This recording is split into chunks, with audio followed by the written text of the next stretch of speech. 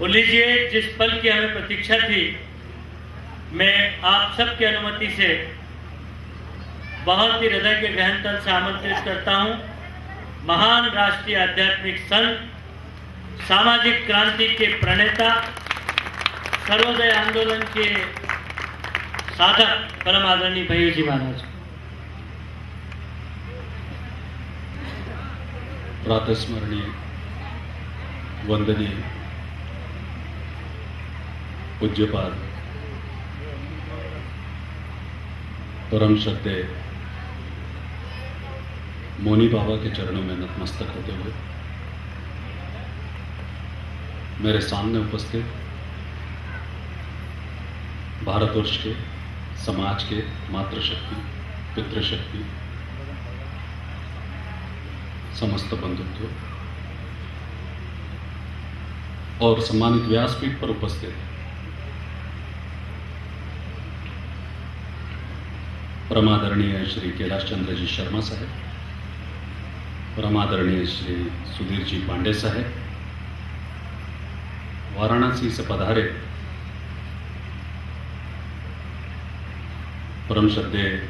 श्री सत्यदेव सिंह जी, आप ही के साथ में उपस्थित परम विद्वान, परम श्रद्धेय श्री श्री किशोर जी मिश्र साहब,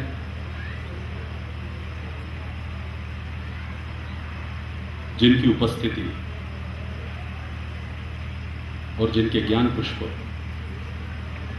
सर्व और सुवासित हैं, ऐसे परम श्रद्धेय श्री युगल किशोर जी मिश्र साहब, बनारस हिंदू विश्वविद्यालय वाराणसी के पूर्व कुलपति, परम श्रद्धेय हमारे देश के जाने माने वैज्ञानिक, कृषि वैज्ञानिक,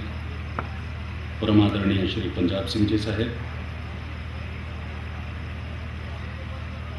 कहते हैं कि पत्रकारिता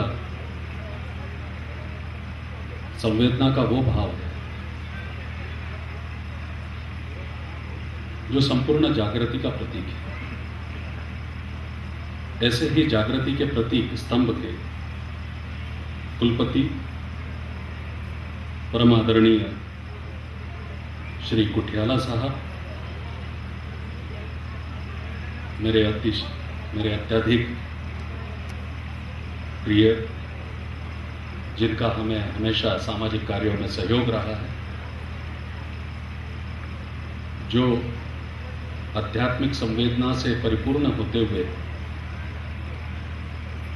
सामाजिक सरोकार के माध्यम से मानवता की रचना को सदैव कर्मों के रूप में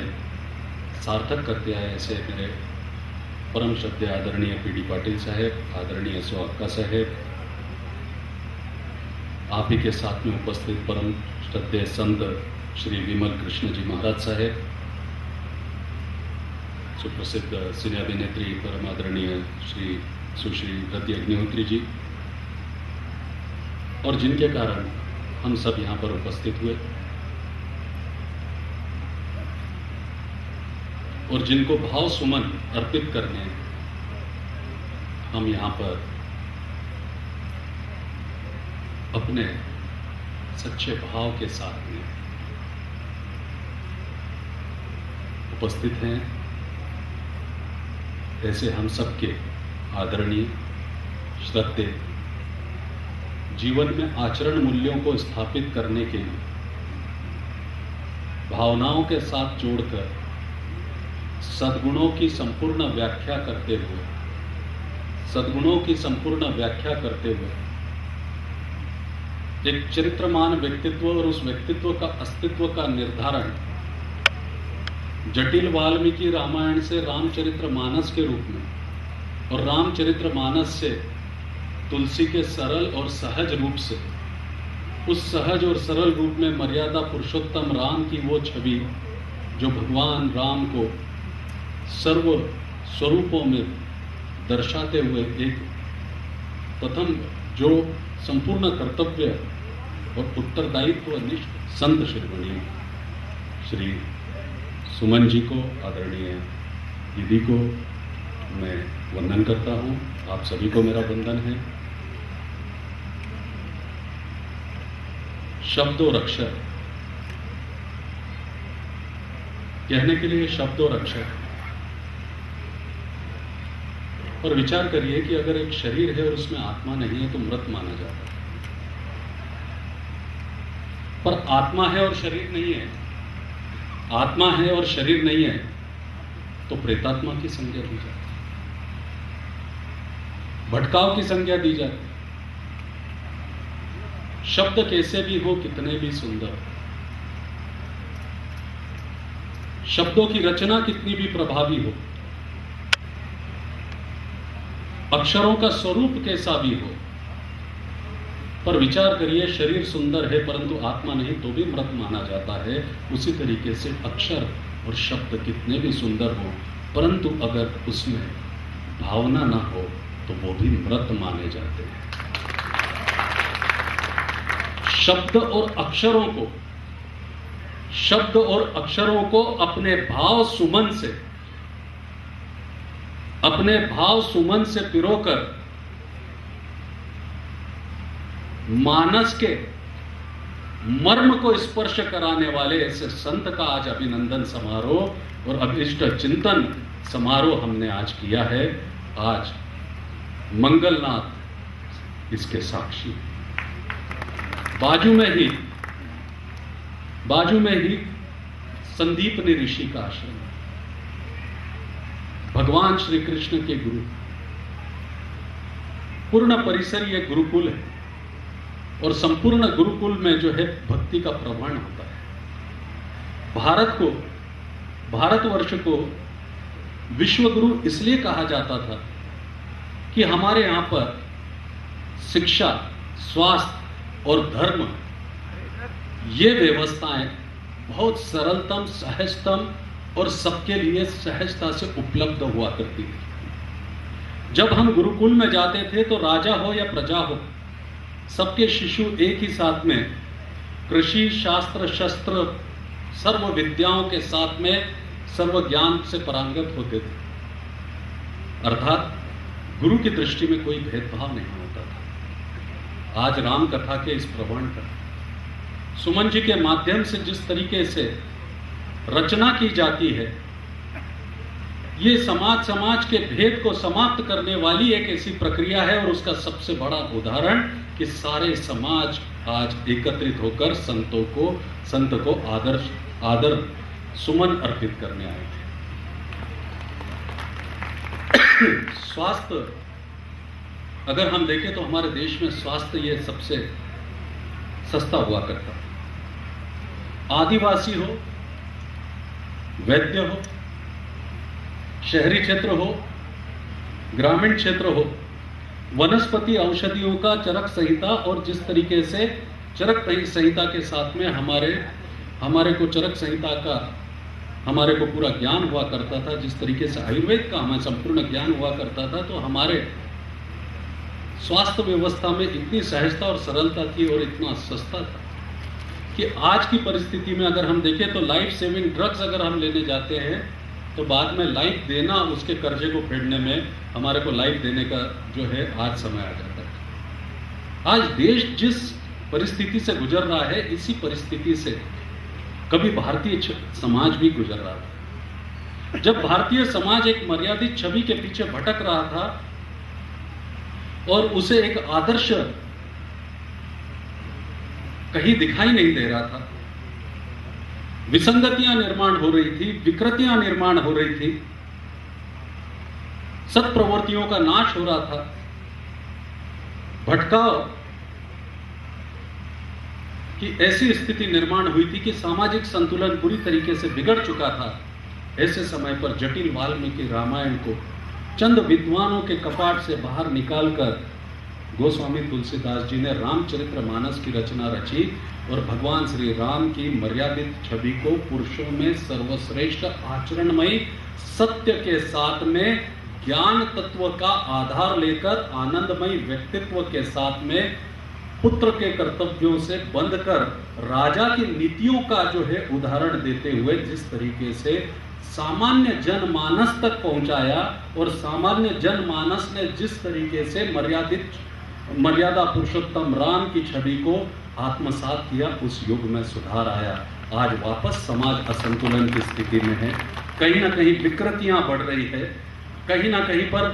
संपूर्ण रूप से आज देश में जिस तरीके से निराशा का वातावरण आ चुका है, जैसा इस देश में कुछ अच्छा नहीं हो रहा है, ऐसे समय पर संत सुमन जी की ज्ञानमयी राम कथा गोस्वामी तुलसीदास के उस गंगा तट के पवित्रता को याद कराती है और मर्यादा पुरुषोत्तम राम की छवि को वापस हमारे हृदय से स्पर्श करा के कहीं ना कहीं हमारे अंदर सहिष्णुता के साथ में नीति मूल्यों की स्थापना करते हुए संवेदना से परिपूर्ण बनाती है। बंधुओं, आज समाज में जो असंतुलन का मूल कारण है, वो असंतुलन का मूल कारण है आज समाज में एक आदर्शों का द्वंद्व चल रहा है। आदर्शों का एक ऐसा द्वंद्व चल रहा है कि जिसके चलते हुए समाज एक भ्रमित अवस्था में आ गया है कि किसे आदर्श माने, सच्चे आदर्श के रूप में किसे स्वीकारें। आज क्यों नहीं हम एक दूसरे पर विश्वास करते हैं? आज क्यों हम प्रत्येक क्षेत्र को संदेह की दृष्टि से, प्रत्येक व्यक्ति को और व्यक्तित्व को हम संदेह की दृष्टि से देखते हैं? हम क्यों हास्य का पात्र समझते हैं और गंभीर से गंभीर विषयों की हंसी उड़ाते हुए दिखाई देते हैं?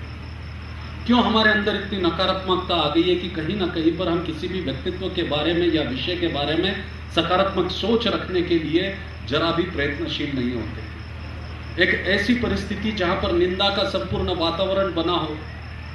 इसका मूल कारण क्या है? क्योंकि उसका मूल कारण कहीं ना कहीं पर आज आदर्शों का आकार हमारे भारतीय समाज को सामने दिखाई देता। दो तरीके के आदर्श आज भारतीय समाज के सामने हैं। एक तैयार किए गए आदर्श हैं। तैयार किए गए जो आदर्श है वो रातों रात एक दिन पूर्व तक हमें ज्ञात भी नहीं होता कि कौन सा आदर्श दूसरे दिन तैयार होकर हमारे सामने आने वाला है। इवेंट मैनेज करके, ब्रांडिंग करके, इमेज बिल्डिंग करके पहले समाज को अशिक्षित रख के गुलाम किया गया था और आज समाज को आकर्षण के वलय में बांधकर गुलाम किया जा रहा है। ये तैयार किए गए आदर्श, चाहे धर्म क्षेत्र हो, चाहे सामाजिक क्षेत्र हो, चाहे राजनीतिक क्षेत्र हो, धर्म क्षेत्र हो, राजनीतिक क्षेत्र हो, प्रत्येक क्षेत्र में ये तैयार किए गए आदर्श हैं। ना राष्ट्र के प्रति इनका कोई योगदान, ना समाज के प्रति कोई योगदान, ना मानवता के प्रति इनके अंदर संवेदनाएं होती है। मात्र अपने प्रसिद्धि की चाशनी में अपने व्यक्तित्व को लपेटकर जिस तरीके से भारतीय समाज को प्रभावित करके बाजारवाद के इस युग में अपने आप को प्रोडक्ट के रूप में बेच रहे हैं, उसी के चलते हुए आज कहीं ना कहीं धर्म भी बदनाम हो रहा है, समाज भी कहीं ना कहीं कुंठित दिखाई देता है, राजनीतिक व्यवस्थाएं भ्रमित सी दिखाई देती है और साहित्य में कहीं ना कहीं पर लेखनी में दम न दिखते हुए पत्रकारिता पर भी प्रश्न चिन्ह खड़ा हो रहा है। पत्रकारिता पर भी प्रश्न चिन्ह खड़ा हो रहा है। किस क्षेत्र में बाजारवाद नहीं है? इस बाजारवाद के चलते हुए ये जो तैयार किए गए आदर्श है, इनके पास संसाधनों का कोई अभाव नहीं, इनके पास अकूत संसाधन है, पर बंधुओं इनके पास में विचार नहीं जो समाज को चला सके, राष्ट्र को चला सके और मानवता के मंदिर की पूजा कर सके। दूसरी तरफ है संघर्ष से निर्माण हुए आदर्श। संघर्ष से निर्माण हुए आदर्श जो समग्र जीवन के उस अनुभव को और चिंतन को अपने आप में समेटे हुए हैं, उनका जो व्यक्तित्व है, उनका जो व्यक्तित्व है एक ऐसे चरित्र से ढला हुआ रहता है जिसमें संघर्ष है, जिसमें उत्तरदायित्व है, जिसमें कर्तव्यों का बोध है। बंधुओं, आज ये संघर्ष से निर्माण हुए आदर्शों के पास में सद्विचार है परंतु संसाधन नहीं है। आज अभिनंदन महोत्सव की आवश्यकता क्यों है? आज सुमन भाई के सत्कार की आवश्यकता क्यों है? इस अभिनंदन ग्रंथ की आज हमारे को प्रकाशन की आवश्यकता क्यों है? महत्वपूर्ण बात यह है कि यही वो प्रयास है कि जहां हम अपने आदर्शों की पुनर्स्थापना कर सकते हैं। सच्चे आदर्शों को समाज तक पहुंचा सकते हैं, सच्चे आदर्शों को समाज तक पहुंचा सकते हैं और सच्चे आदर्शों को समाज तक पहुंचाकर सच्चे आदर्शों की स्थापना करके समाज में सुधार ला सकते हैं। आज का अभिनंदन महोत्सव महाकाल की नगरी में, मंगलनाथ की नगरी में, काल भैरव की नगरी में आज इसलिए औचित्य सिद्ध करता है, इसकी प्रासंगिकता बनती है क्योंकि उसका कारण है कि यहाँ पर एक सुमन भाई जैसे सहज सरल सुवासित ज्ञान के धनी और मर्यादा में अपने आप को ढाले हुए और पुरुषार्थ में सर्वश्रेष्ठ रूप में दिखाई देने वाले सुमन भाई के आदर्श मूल्यों को कहीं ना कहीं समाज के प्रत्येक वर्ग तक पहुंचाने का कार्य ये अभिनंदन महोत्सव के माध्यम से किया गया है। इसलिए अभिनंदन महोत्सव की समिति को, समस्त समिति को मैं अभिनंदन करता हूं, मेरी शुभकामनाएं देता हूं। आप काफी समय से यहाँ पर उपस्थित हैं, इसलिए मैं आप लोगों को भी धन्यवाद देता हूं। और आपको आदरणीय संत सुमन भाई को सुनना है, इसलिए मैं अपनी वाणी को विराम देता हूं। परंतु मात्र इतना ही कहता हूं कि किसी भी आदर्श मानते समय मात्र उसके प्रभामंडल पर न जाइए, उसके वलय पर न जाइए, देखिए कि उसने राष्ट्र समाज और मानवता के लिए क्या योगदान दिया है। उसके बाद में उसकी वंदना करिए। व्यक्ति पूजा से गुलामी के अलावा कुछ नहीं मिलेगा, पर विचार पूजा करोगे तो कहीं ना कहीं पर तुम्हारे को सच्चा परमात्मा मिलेगा जो सद्गुणों में वास करता है। और यही सद्गुणों के प्रखर वक्ता, प्रखर स्वरूप जो है सुमन जी को मैं आमंत्रित करता हूं। जय हिंद।